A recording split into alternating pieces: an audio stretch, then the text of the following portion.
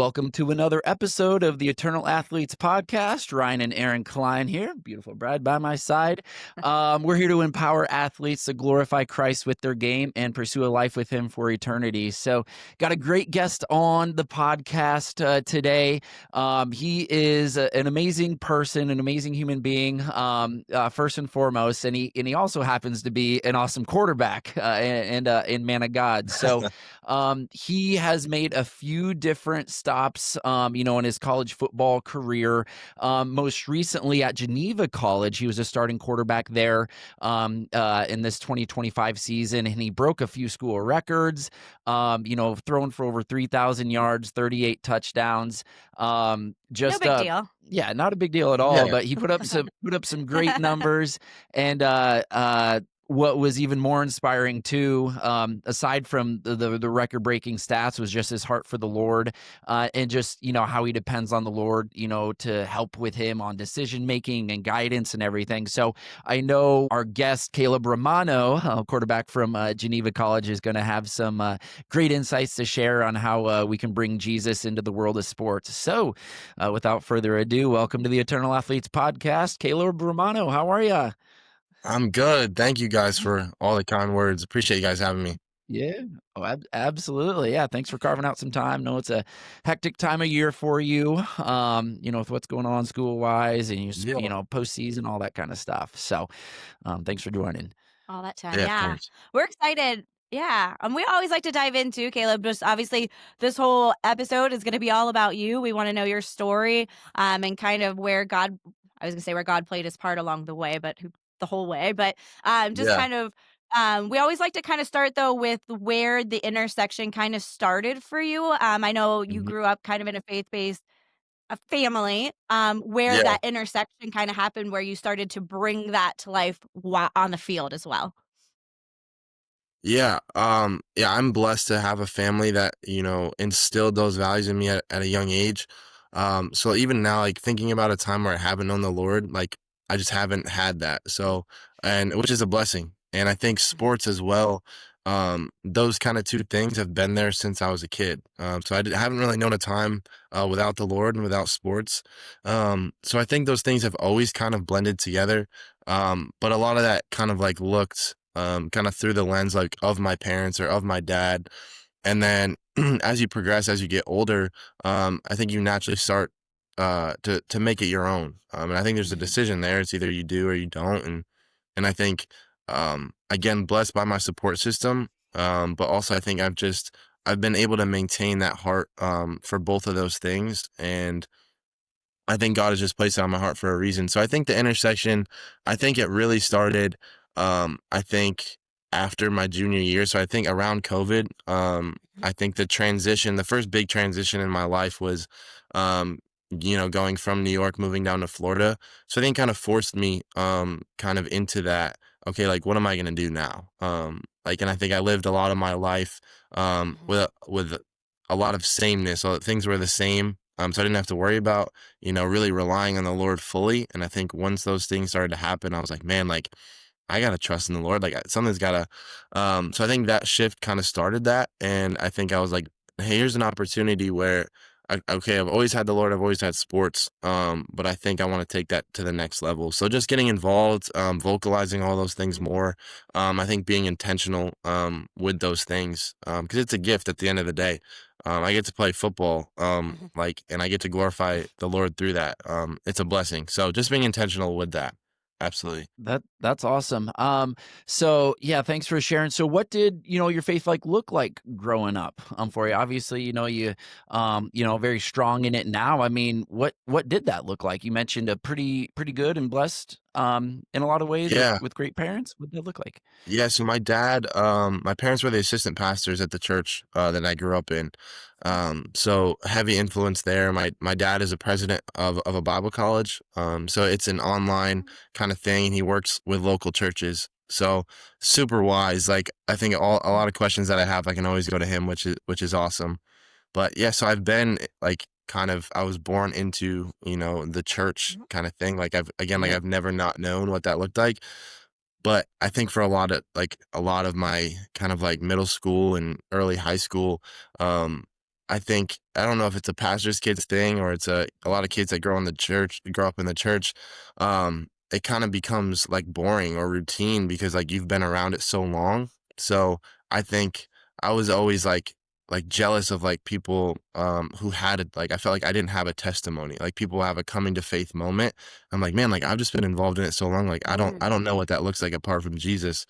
But that shifted a lot kind of during high school, I think. Um, just getting caught up in, worldly things and, being around the wrong people and, just not fixing my eyes on Jesus and, putting all the weight on myself and trying to figure out things my own way, which I think in some ways, we all struggle with that. And I think I still do. Um, but yeah, I think just trying to do things my own way, caught up to me. And I was like, man, maybe I should, listen to the things that I've been taught my whole life. So I think, um, just kind of again, like COVID actually, like for a lot of people was really hard. For me, it was a blessing because it took me out of school, it took me out of football, and it just let me, kind of reflect on a lot of the things that were happening. I'm like, well, I can't go to school, I can't play football, so what am I gonna do about that? So I think I just took that time, to just seek the Lord, and I think just have him work on a lot of the things that he's been working on my entire life and just bring those things to fruition and just kind of groom me for all the things that are happening now in the past couple of years. I think that was the start of it of just getting me ready, getting me prepared, getting my heart posture ready to be able to tackle all those things because after COVID, so the past 5 or 6 years, there's been change every single year. And I think if I wasn't ready for that, like if God didn't groom my heart for that, I wouldn't have been able to step into the calling that He's had for me. So yeah, I think I've always known the Lord, but I think again, like that intentionality, like it really changed around COVID. So when I was about 16 or 17 years old, was kind of when I kind of made that my own. Yeah, and, thanks for sharing, and I mean, I think, what you went through in those high school years, it's kind of the, I don't wanna say typical setup, but it's just the Yeah, boundary testing phase, much yeah, like a yep, toddler. We have a 3 and a 5-year-old, so it's just, maybe that's, I don't wanna equate that to a toddler stage and spiritual growth, but, like, I feel yeah, like but everyone yeah, has to go through that in some ways where mhm, it's just, like, trying it on their own and, not really needing to rely on their faith so much. I mean, yeah, I can relate. I know a lot of people can relate where, great upbringing, but like, what do I need this for other than, it's a good yeah, thing to do, right?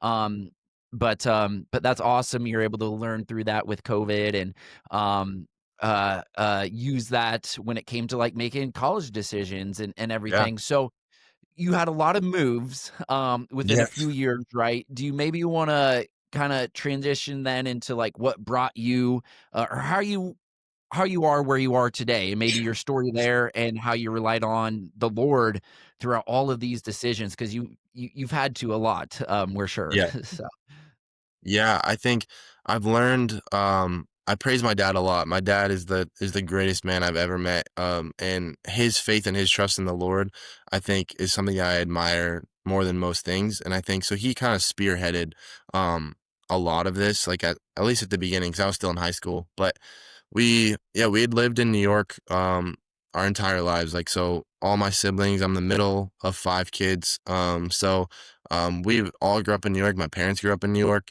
and it was really just we felt a call, my dad especially, but we felt that call from the Lord to move down to Florida in 2021. So right after COVID, all the craziness is happening. Um, and it was a leap of faith. Like a lot of people back home like didn't really understand the why behind a lot of it. And we kind of just had to go with a lot of unanswered questions, which is always tough. Because it's like it really is like you just have to rely on the Lord. Like leaving all my friends that I was going to graduate with and going down to Florida for like just my senior year of high school. There's a lot of fear attached to that. Because can we totally moved, see. yeah, July 4th weekend.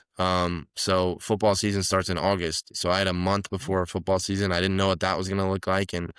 But we watched the Lord, not just in my life, but my family's life. We watched him move like at every single step. was want to get into obviously you've had a great upbringing, and I know you mentioned maybe some times where you um not necessarily wavered away from the faith in high school, but just didn't maybe rely on it as much. What do you think maybe has been the most challenging time of your athletic career? Um, or you've always had to rely on faith, like, obviously moving, but, like, what about, Yeah. like, maybe not getting the starting job, or if you always Yeah. started, or any Yeah. time you, like, literally wanted to, like, scrap God, put him on a back burner, Maybe like whether Yeah. it's for days, months, whatever. What do you I don't wanna call them down moments, but in this case, there, down yeah. moments, struggles, I mean, Yeah. that you Opportunity moments. aside from moving, Yeah. because those are obviously big, what else, um, Yeah, I came think into play? yeah, my freshman year was at Aurora was definitely it was the hardest period of my life like thus far, like without a doubt. I think my identity got attacked like a ton. Because I think as athletes like an inclination is to put our identity fully in our sport. And I dealt with that like heavily. Cuz in high school I think I just identified myself so much with okay, I'm a quarterback or I'm an athlete. Um, and then going to Aurora and I think there wasn't really a moment where even when I was going there where I felt like I wasn't gonna play or I wasn't gonna be the starter. Like it's just how it always was, and I didn't really know reality like beyond that. Um, but I didn't play. I wasn't the backup. I was the third string quarterback on the scout team. And I think that hit really hard because I think in my head I was like, God, like I want to use football like to glorify you. And I'm like, I can't do that if I'm on the bench. And I think so there was definitely some mad at God moments where and I think looking back, like it's just a misunderstanding. Where it's just like, I'm like, man, Caleb, like you didn't get it. And Mhm. which I think again, like is beautiful that God allows us the time to grow or the opportunity moments, like you're saying. But at that point I was just angry. I was mad at myself, like maybe I didn't prepare enough. Like maybe I didn't do enough. I didn't work out enough. I didn't watch film enough. I Mm. didn't, all those kind of questions. Um, and that's a dangerous place to be because you start to attack yourself and that spirals into depression and anxiety and all those things of just start to creep up on you. So I think for the first time in my life, like I dealt with those things and being 16 hours away from home, like there wasn't really a great outlet for that. And I didn't plug myself in at Aurora. So a lot of those moments were kind of spent kind of by myself and internalizing a lot of those thoughts.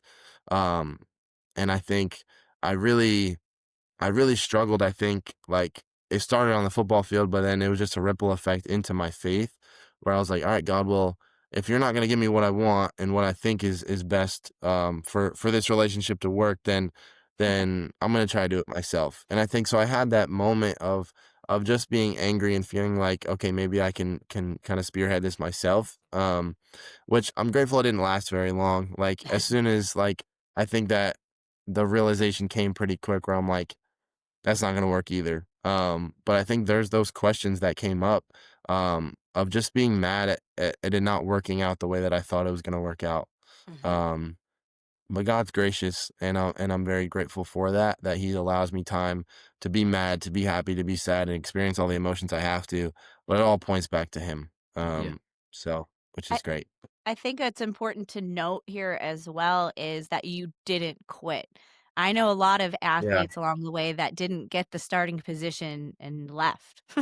Or you know what yeah, I mean? And they didn't yeah, stick it out for that whole year and be a part of that, and I think that speaks a lot to, who you are, but even just seeing that not entitlement, I guess, is what I'm looking for, maybe for yeah, lack of a better word, yeah, where I do see a lot of people that it's like, "Just wait," you know? Like, you mhm, this is happening for a season or maybe you didn't start there, and I don't wanna put words in your mouth, but, like, maybe at Aurora, even though you weren't the starting quarterback or whatever, I'm sure you learned something while you were there that, I'm oh, sure there yeah, was, like, skills that were built or, something came of it, absolutely, that you yeah, needed. So I think that's my biggest wish is for more athletes is to not quit when you're not the number 1 person oh, in the yeah. you know? Yeah. Mhm.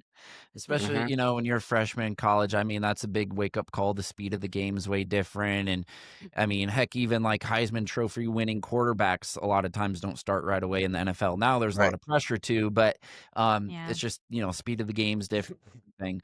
Um, I want to pry open something. And I think it's a really great topic for a lot of athletes, because not everyone's going to be the starting quarterback. Not everyone's going to win the Heisman or Maxwell Award, or take whatever award you want in whatever sport. Um, you wanted to glorify God, and you didn't feel like you were quite glorifying him, like not playing, right? Yeah. If you could go back, or if you could give advice to an 18-year-old freshman, a 19-year-old sophomore who is third or fourth string, Yeah. obviously we know in the eyes of God they're no lesser of a person, right? Right. Yeah. What would you maybe tell someone, like how they can still glorify God being third or fourth string? I mean, That's because good. we're Yeah. all part of one body, right? What's more important, the arm or the leg, the eye or the ear, Yeah. whatever. It's all to glorify God. So, um, what would you maybe say uh to an athlete Yeah. that's No, on the that bench? that's great. And I think going back, like, I think I do get mad at myself for that because, I think, like you said, like, not being entitled, to the point where I didn't quit, but there was that sense of entitlement where I did feel like I deserved to start, and, like, if I didn't, then, like you said, like, I felt like I was lesser. I felt like I wasn't, able to make an impact, but I think one of my favorite things about football is that in a lot of ways, like, it's similar. You can similar. There's similar analogies to the body of Christ, because it's so large. Like a lot of sports teams, like are small, but just the idea, like you said, that everyone does have a role to play. Um, so I think, yeah, like my thought process as far as like, okay, if you're not one of the top 22, you can't make an impact or you can't glorify the Lord. Um, and I think that my understanding of it now, like that cuts deep, that was my thought process because I've met so many people the past couple years that maybe not be the starter on the team, but are some of the biggest glue guys on our team. And like the team would not be what the team is like without them. And I think um that's a tougher I'd argue that's a tougher responsibility, a tougher calling than the guys that are playing because you have to have a big ego check to the point where okay, like maybe I'm not going to get the awards, I'm not going to get the stats and recognition, but I'm still gonna plug in and I'm gonna work my tail off to be able to get those guys ready, and then still be a Mhm. part of the team and not complain and like that's a tough calling, and there's so much that we can glorify God in that, and then I would also say Mhm. like, just because like it doesn't happen at first doesn't mean it's never gonna happen. I think like we get Right. into that mindset,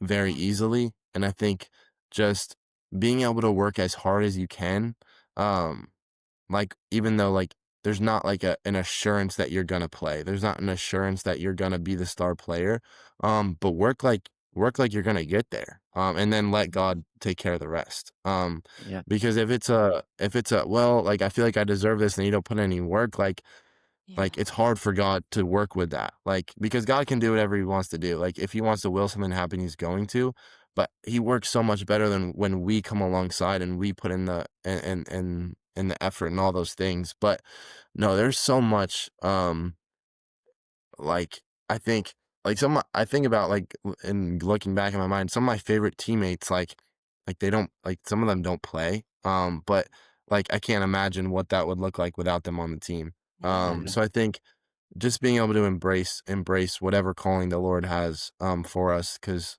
he can work in so many different ways, like, regardless of we're the star player or not, like, there's a role to play, so, Mhm. yeah, that's a great question, though. Yeah, Mhm. agreed. I have two things to say, and you kind of touched on both of them, which is awesome. So the first thing was, um, yes, being a great teammate and to be bold. A lot of times in a secular world, especially if you're in a public school, wherever it is, yeah, you just need to be that authentic, voice for God, and in the locker room, because that ripple effect can maybe influence someone, influence a starter. I mean, there's stories of different guys that maybe didn't play or guys you wouldn't hear of at different major universities that have influenced other players that have a bigger platform Right. that can glorify God with theirs. So like you're still a part of the plan, a part of the puzzle. You're playing your part. Right. So there's that component. One, like your salvation, pretty important, right? But then two, Yeah. influencing others, you know, that could influence people that maybe have a bigger platform. So that's two. And you never know who's watching too, little kids. Even if you're like a third or fourth string quarterback on a college team, for They don't example, know. like when I was like 7, I didn't really think about that. Like I just Yeah. like would see someone on the sideline and they're still watching you, right?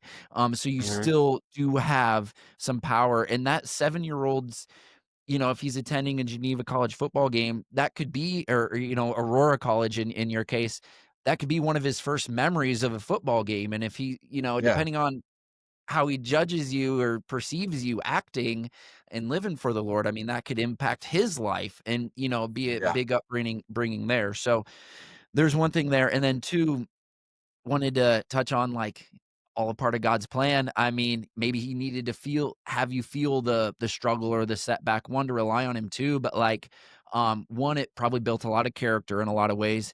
But then two, just 3 years later, look at you setting records, right? Yeah. At Exactly. Geneva, Yeah. right? So it's just like maybe you want to appreciate this season as much with Geneva if you maybe didn't experience what you experienced your freshman year. So I bet there was a lot of joy and a lot of great moments right this year um, that God was like preparing you for in a lot of ways. You Yeah. just don't realize it when you're in the thick of it at the Right. time. So, um, so that's great. Um, Questions because I've been rambling. You're just killing it, Ryan. I love it. You You're go on ahead. fire. Well, I always have a lot of questions. I do think too, like speaking to community and like those children that are watching as well, people watching. How do you feel like? Because I know we talked about like your faith behind the scenes.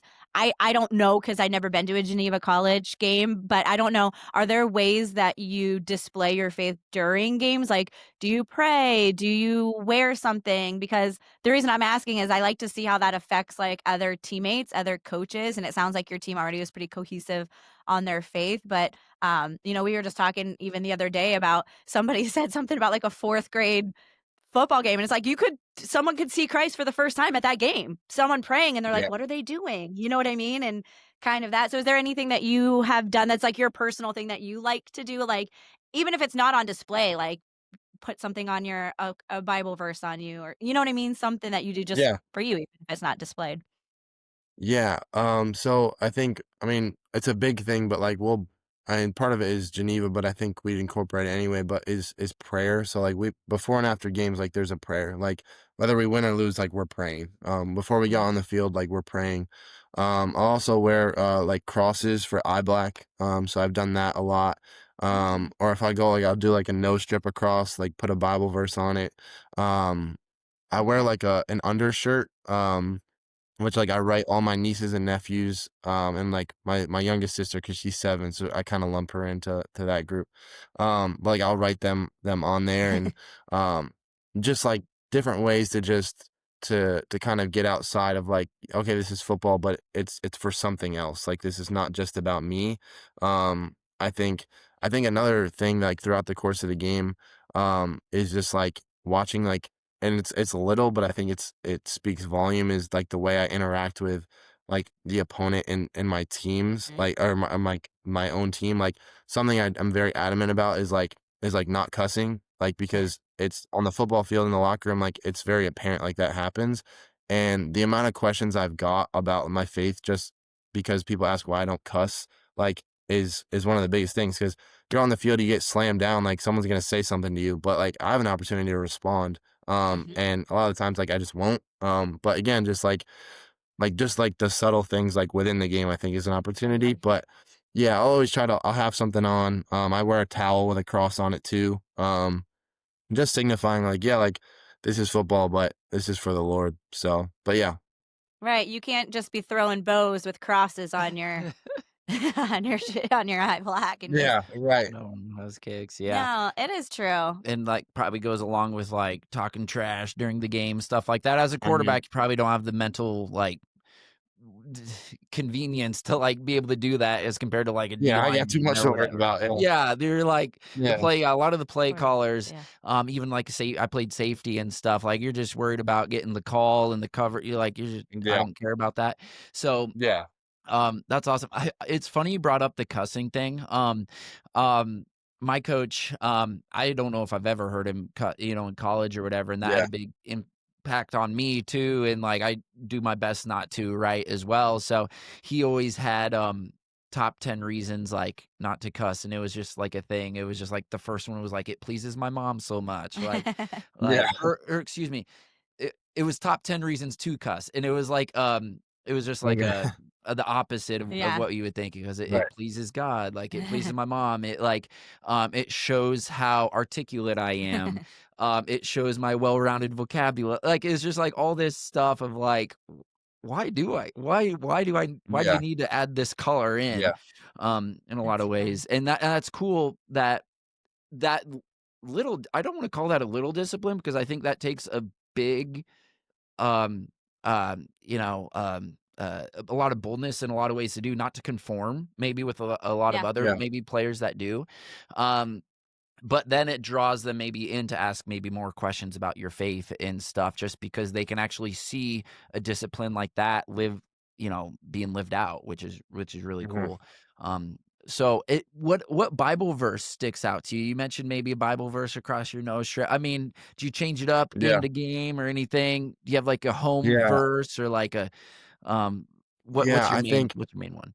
my favorite verse, it's on my Instagram. So, my bio one is Psalms 37:23, which my mom shared the Passion Translation with me, which is when Yahweh delights in the way you live your life, he'll direct your steps. And I think the way I interpret that is just Yahweh delighting in the way we live our life is just obedience. So like when we're walking with obedience, God's gonna direct our steps. And I think um like I'm very easy to, in at least in my flesh, to get stressed and to get anxious about where my life is taking me, but to remember that when I'm walking in obedience and step with the Lord, he's taking care of it all. So I think that's like my go-to verse. Yeah.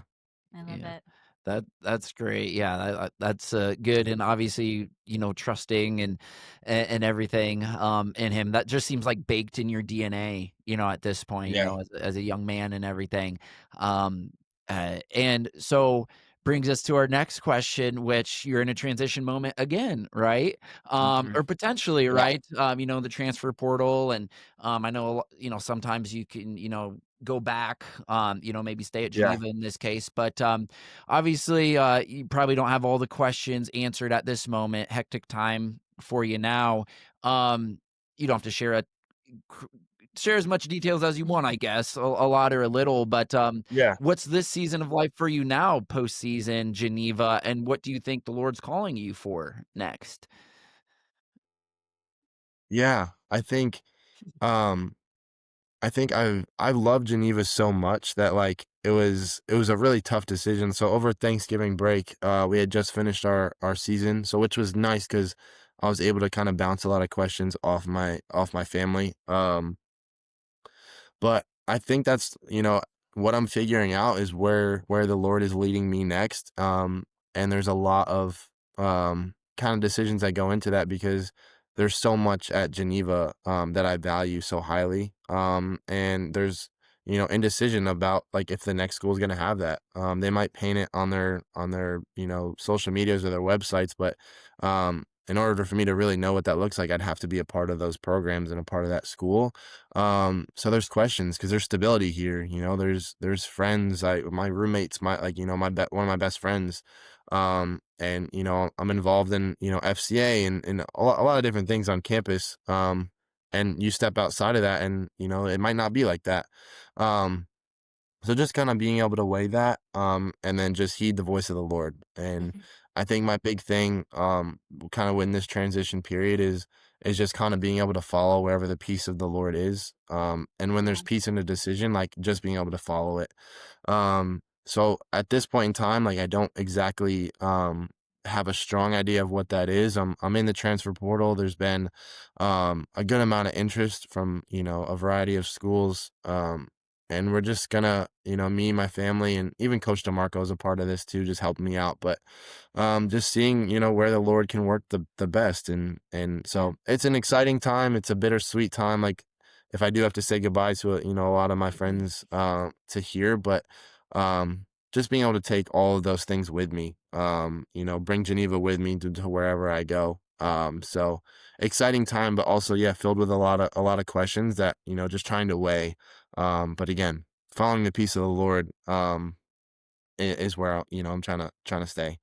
And and this is so weaved in your story though, because you've done this so many times, you know? It's like Right. Yep. every time it's worked out, you know, Yeah. and you know, it's Yeah. just I get it. It's just You like not think, knowing what it is, but knowing that no matter what, like you've done this 4 or 5 times, it sounds you know what I mean? Having to Yeah. go high school and it worked, you know, it's just yeah, I'm excited to see where you're God going. won't let you Yeah. down Yeah. now, Yeah. right? And so Right. that's awesome. You're, continuing to trust in him in an exciting time, I'm sure. Um and that's cool. Maybe he needs you in whatever place, you're meant to be at. But yeah, obviously Coach DeMarco has influenced you a lot, and you Mhm. have one full year, right, of eligibility left, or um Yeah, so I've 1 full year officially, and okay. then so because I didn't play my freshman year, there's a chance to, like, appeal it, to get Mhm. another year. Oh, okay. So 1 full year, and then there's an I don't we still have to figure what that looks like, but 1 year for sure, and then Okay. we'll kinda see. See, you got a year, and obviously you can bring a lot of value to the locker room. Not surprised, schools are, contacting you obviously for your talents, right, too. But I think whatever university or college gets you next, they're obviously getting a way better person, right? That's going to help teammates' character, off the field as well. So that's Yeah. really cool, and probably the bigger win in a lot of ways, right? Because that's what we Yeah. take with us after football, and um, I know your identity, I think it's a constant thing not to get too wrapped up in it and have your identity get into the sport just because you spend so much time, like hours and hours a day in it, right? So it's easy to Right. get lost in it. Totally understand, but that's awesome. You can bring a perspective of Christ to wherever you go. So, Absolutely. Yeah. um, so wrapping up here, are there any I don't want to call it, we've talked a lot, of course, about your faith in Christ, your obedience and reliance on him. Um what's your advice to Christian athletes in general, not necessarily football Yeah. players? I mean, volleyball, basketball, track, baseball, anyone going through anything. I mean, I guess the floor is yours, if you want to leave Christian athletes with anything, big or Yeah. small. Um, Yeah. you can repeat maybe anything you've said already. What would you Yeah. maybe leave them with? I think, like, something that I when I reflect on my life and, things that, like, I think I would do differently is how I kind of view, like, what advice I would give. And I think one thing is just, like, is just to go at it, like, with so much, like, passion and energy, because I think, like, God cares about what we care about, and I don't think we always, like, fully understand that. But the things, like, God's given us desires, like, for a reason.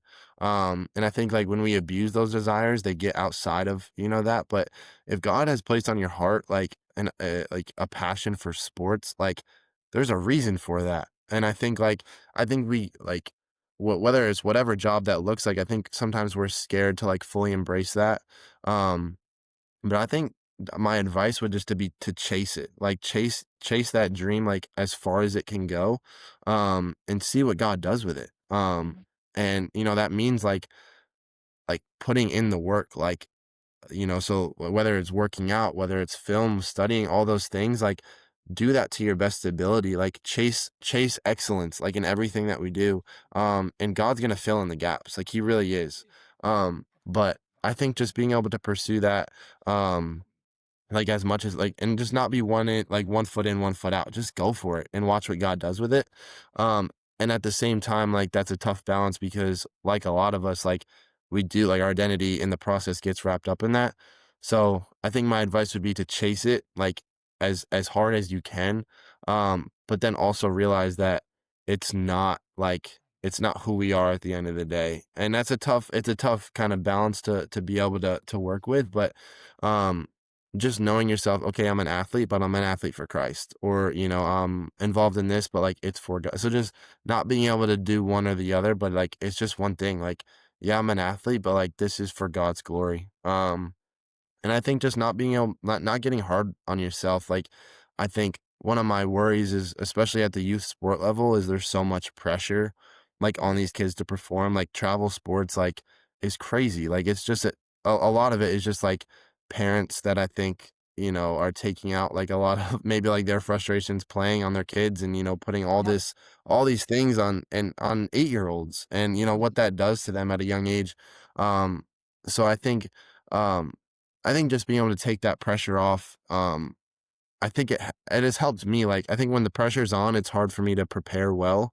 But when I take the pressure off myself and I'm like, God, you got to make this work, it's easier for me to put in the work because I realize that, okay, even if it doesn't work, that just means it's not my call. Like, it just means that God has something else in store for me. So I think that's kind of my point when I say chase it is I think when you chase it like fully, like you're able to know if God has it in store for you.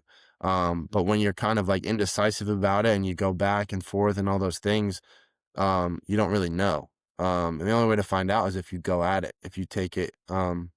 So I think just not being afraid to embrace like sports. I think it's a beautiful thing. I think it helps us understand the character. It's helped me understand the character of God, being involved in sports and teams and locker rooms.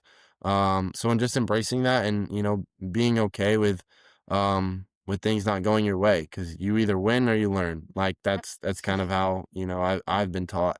Um so yeah, I love sports. I think like it gets a bad rap sometimes because I think like it's so like polarizing. Like it takes so much time and so much effort. But there's a way to do it. And I think when that does happen, that does take place, like it can be worship unto the Lord, just like everything we do. So yeah. And my advice Yeah. would be to let sports be our worship to the Lord. I love it. That's Well said. the coolest thing, and phenomenal answer there. Answers in a lot of ways. Yeah. You brought up a lot of great points and everything, and pursuing whatever you do with a relentless passion. The verse that came to mind was just like when Christ was saying, "Either be like hot or be cold. If you're lukewarm, I'll spit you out." Right. You Yeah. were referring to that. So let's be hot. Let's be hot for what we're doing and be all in Mhm. with it. Yeah. Not one foot in or out, and pursue it. So Love that's it. amazing. Great rundown there. Um, Yeah, and I Next love it. Like question. that identity, like that's a common thing we hear amongst athletes is that identity piece. And I just think it's for us to remember that like that identity piece is I am a Christian. Football is what I do, right? Like it's a verb. Mhm. It's not my who I am. And Yeah. then remembering to play like that. So Mhm. Yeah. that was great.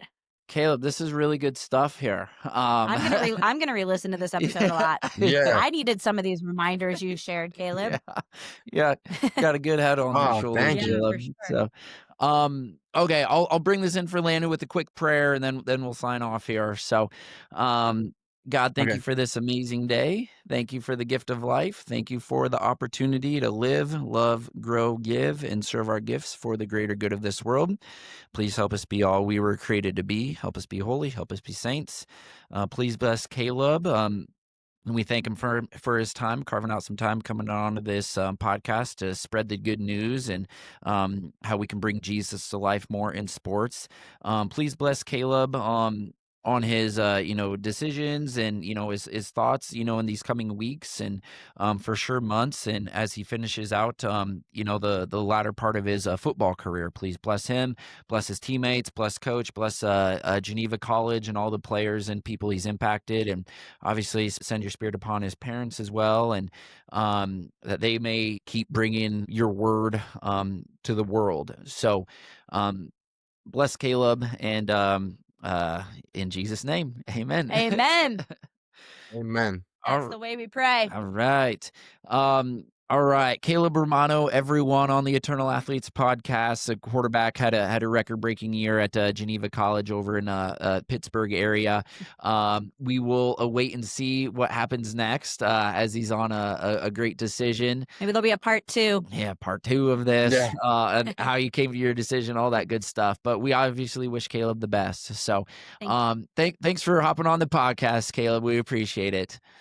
Absolutely. Thank you, guys. Yep, absolutely. All right, have a great day, everyone.